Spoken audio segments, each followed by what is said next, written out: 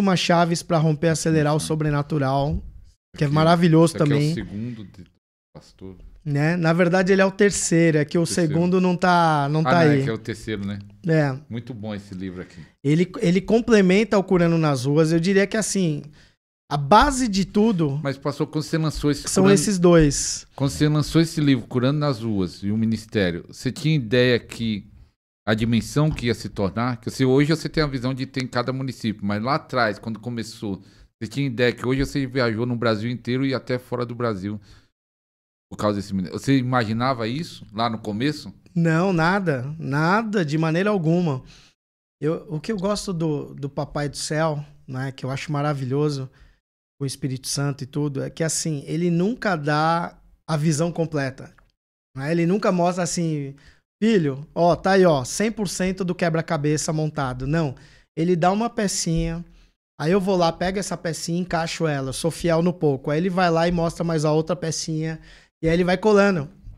E aí a gente vai tendo a dimensão. E aí ele, óbvio, ele fala isso no secreto, ele vai também usando profetas, não é? Por exemplo, na pandemia, eu tava ali em consagração na pandemia, tal, na época do Covid, né? Buscando mais a Deus ali, na presença.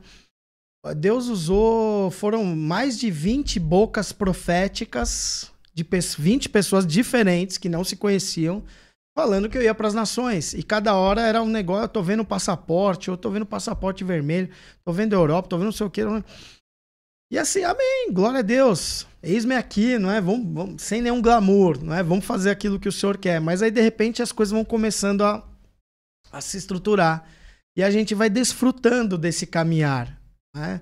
Vai desfrutando de cada momento. Eu falo, eu não fico almejando o fim do processo. Eu fico curtindo o processo. Então, eu desfruto do processo. E eu vejo que isso é importante. Eu não tenho ansiedade para chegar a nenhum lugar que Deus prometeu, não é? Eu vou desfrutando do processo. Eu vejo irmãos que chegam para mim, não, Deus falou que eu vou pregar para multidões. Eu falei, cara, lindo, maravilhoso, não é? Nada contra. Eu creio nessa promessa na sua vida, mas o que você está fazendo na sua Jerusalém? O que você está fazendo na esquina da sua casa? Na sua Samaria? Você está frutificando? Porque aí ele vai te levar para os confins da terra. Então Deus sonda os corações. Se você não trabalhar e não destravar o começo da sua, né, o processo, se você não for diligente, excelente no processo, como é que você vai desfrutar? Como é que você vai ser? Se você não é fiel no pouco, como é que o Senhor vai te colocar no muito? E isso é em todas as áreas. Então, e eu venho percebendo isso, né, no relacionamento com os irmãos, até com líderes da nossa equipe, com pessoas que se conectam a nós. Então a gente começa a ajudar, contribuir nesse alinhamento, não é? Nessa mentoria, para que a pessoa ela use os dons com maturidade, mas também use. Porque Paulo fala, use os dons, procure os melhores dons com abundância e procure frutificar neles. Use os dons com muita motivação, não é? Ele fala em 1 Coríntios 14. Então, é isso que a gente tem contribuído para ajudar aí. Pastor, você faz vários seminários nas igrejas, né? Acho que já foi em igrejas abertas para cura, outras nem tanto.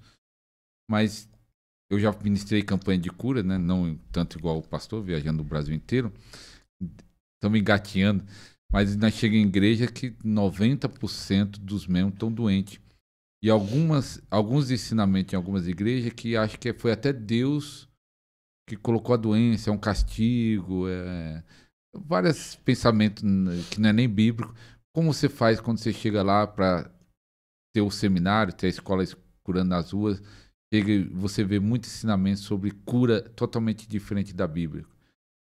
Você já passou por isso, né? Não sei se as igrejas que você foi chamado já são abertas, já tem... Perfeito, ótima pergunta. A gente sempre passa por um processo de construção, não é? E esse processo de construção do evangelho, de alinhamento, eu diria, de alinhamento. Alinhar o quê? A minha mente à mente de Cristo. Como é que eu vou conseguir ter a mente de Cristo? Viver, é lógico que é pela palavra de Deus, pela revelação da palavra, da pura e simples e profunda, poderosa palavra de Deus. Então a gente sempre volta para a palavra. Então, quando a gente escuta, não importa qual é o ministro que eu estou escutando, pode ser um ministro até ungido, usado em curas e milagres, mas às vezes ele tá com alguns ensinamentos distorcidos. Eu já peguei isso. Por quê? Porque ele não se voltou com a palavra. Então, a palavra de Deus é o nosso crivo, não é? É a nossa régua. Então, quando eu vou para uma igreja, independente de qual seja, e realmente isso acontece, tem igrejas que são mais favoráveis, o coração está mais aberto, a liderança e o corpo de Cristo, eles estão mais com o coração aberto à revelação, o Espírito Santo derrama mais. Mas tem lugares que ainda está engateando, então, mas todos precisam de um processo de alinhamento, talvez mais intenso ou menos. E aí o derramamento do Espírito Santo também vai ser diferenciado conforme esse entendimento da mente, do coração. Então, até tem queria mostrar pros irmãos esse último livro. Esse é o último livro que eu escrevi, fresquinho. Ele começou esse ano. Chama Manual Prático da Cura Divina, não é?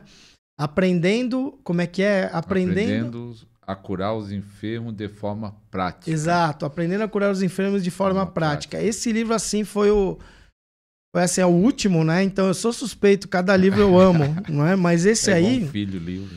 Eu procurei trazer muita generosidade nessa área de cura e milagre. E tem parte até de libertação. Tem até imagens de como ministrar sobre coluna, olhos.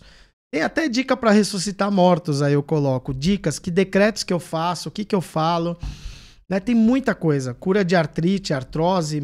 Tem até um A a Z que eu faço aí nesse livro. Então ele é um manualzão mesmo, prático, para ajudar nesse processo. E no começo, o primeiro capítulo, eu falo sobre princípios para haver mais curas e milagres. E aí, quais são os princípios? Aí eu vou com a palavra, eu vou falando esses princípios. Então, por exemplo, eu tenho uma frase que eu falo muito, que é assim: a minha fé não pode estar apoiada na minha experiência de vida natural. A minha fé tem que estar apoiada na palavra de Deus, que é sobrenatural. Então a gente vai ensinar. A primeira coisa que eu faço é pregar a palavra. Porque em Mateus 4, 23, Jesus me falou, o Espírito Santo me diz: Rodrigo, veja o que Jesus faz. Mateus 4, 23 a 25. A palavra diz o quê? Que Jesus andava pelas sinagogas na Galileia, Jerusalém, por aí, Judéia, e ele pregava, a palavra diz que ele pregava e ensinava o evangelho do reino. O evangelho do reino dos céus, vírgula, curando todos os enfermos. Uau! Eu peguei esse versículo, ele saltou aos meus olhos. E eu falo nesses princípios. Eu falo, gente, qual que é o primeiro princípio? Que você creia que Deus sempre quer curar. Isso é desafiador, né? Eu chegar numa igreja e falar, gente, a primeira coisa para você ver mais milagres na sua vida, a primeira mudança que você tem que ter é crer na palavra de Deus de forma radical.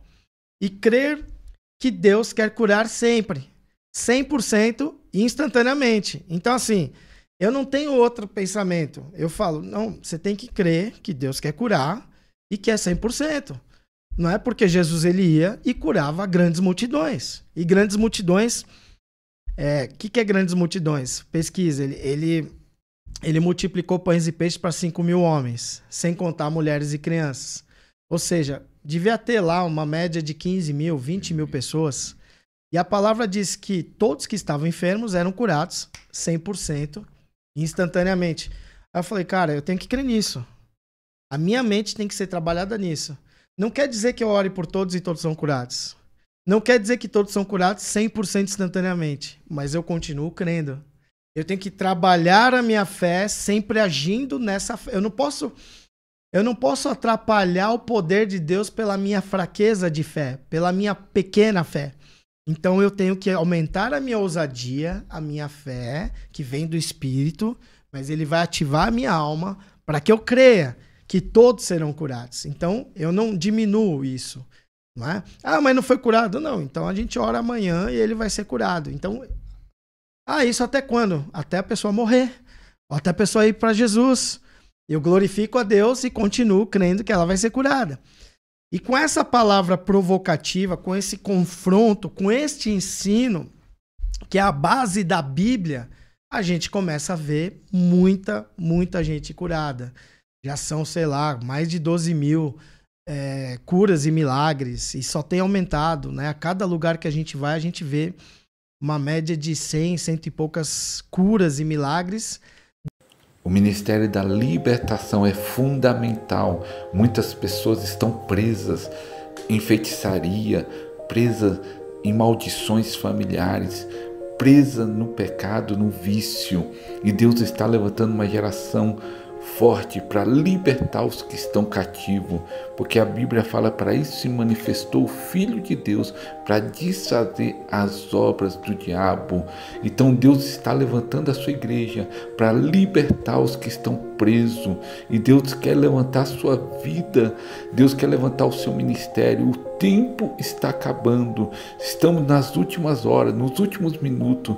Deus quer levantar um ministério de libertação forte. Por isso, aproveita agora, aproveita esse super promoção, super oferta, 10 e-books sobre cura e libertação. Aproveita enquanto há tempo, aproveita essa oferta. Link na descrição, vai durar pouco tempo.